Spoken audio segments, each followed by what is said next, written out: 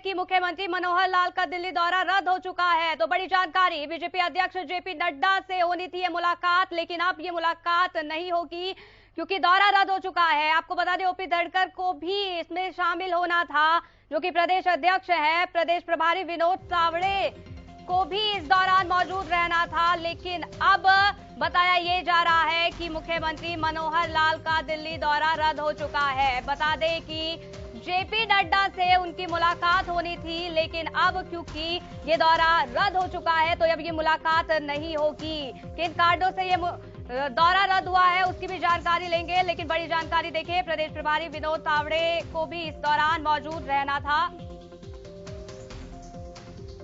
तो सुशील सिंह हमारे संवाददाता ज्यादा जानकारी के लिए हमारे साथ जुड़ गए हैं। सुशील, ये दौरा रद्द क्यों हुआ, क्या कुछ कारण बताए जा रहे हैं?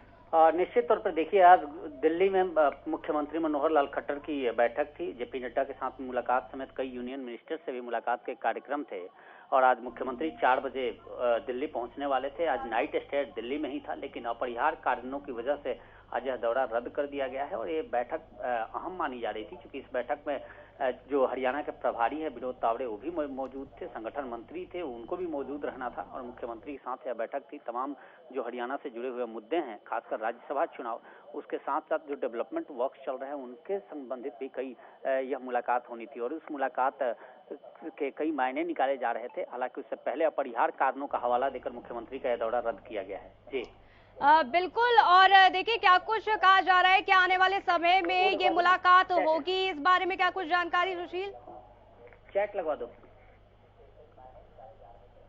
जी, क्या आपको आवाज पहुंच रही है? जी देखिए सुशील, हम ये जानना चाहेंगे क्योंकि अब देखिए दिल्ली दौरा रद्द हो चुका है, लेकिन क्या इस बारे में जानकारी कि आने वाले समय में और कोई नई तारीख जिसमें जेपी नड्डा से मुलाकात करेंगे? देखिए, एक शाम की नाइट स्टे था मुख्यमंत्री का। आज शाम 4 बजे पहुंचने वाले थे। उनका जो कार्यक्रम आया था उसके मुताबिक कल सुबह 8 बजे यहाँ से वापसी थी, यानी कल 9 बजे उन्हें चंडीगढ़ पहुंचना था। तो निश्चित तौर पे माना जा रहा है कि ये दौरा कल हो सकता है या फिर संडे को हो सकता है, क्योंकि ये 10 तारीख का रन है और बीजेपी किसी भी कीमत पे इस रन को हारना नहीं चाहती राज्यसभा चुनाव में। और जिस तरह से समर्थन जेजेपी ने किया है, हालांकि आपको बताएं कि अभी तक भारतीय जनता पार्टी ने लिखित में निर्दलीय उम्मीदवार का समर्थन नहीं किया है, केवल जेजेपी ने प्रस्ताव दिया था, उसके आधार पर यह नामांकन हुआ है। अब उसकी जोड़ तोड़ की राजनीति है और निश्चित तौर पर यही वजह है कि सारे अंक गणित और गुणा गणित सभी पार्टियां लगाने में जुटी हुई है और इस राज्यसभा चुनाव समेत स्थानीय निकाय का चुनाव और साथ ही जो प्रदेश के डेवलपमेंट वर्क हैं, ये तमाम मुद्दे हैं, इन सभी मुद्दों को लेकर यह बैठक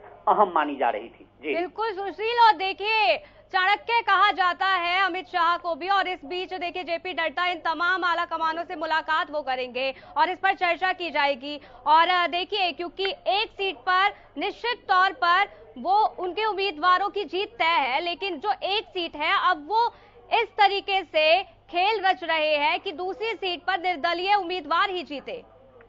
निश्चित तौर पर देखिए, अमूमन जब पक्ष और विपक्ष की बात आती है तो शहमात का खेल होता है और कहीं भी चाहे कोई भी पार्टी सत्ता में हो तो वह कोशिश करती है कि उसे ज्यादा से ज्यादा सीट मिले। और इस बार जो 57 सीटों पर पूरे देश में चुनाव हो रहे हैं उसमें 11 सीटें बीजेपी के खाते में तय थी, लेकिन माना जा रहा है कि जिस तरह से राजस्थान और हरियाणा में बीजेपी ने गेम किया है और जो सरप्लस वोट थे उनके सहारे निर्दलीय प्रत्याशियों को समर्थन का जो खेल शुरू हुआ है, तो उससे साफ लग रहा है कि जो राज्यसभा की सीटें जो 11 पर संतुष्ट कहीं बीजेपी नजर आ रही थी, वो अब कहीं ना कहीं सीटें कुछ बढ़ेंगी और राज्यसभा में जो संख्या है वो भी बढ़ेगा।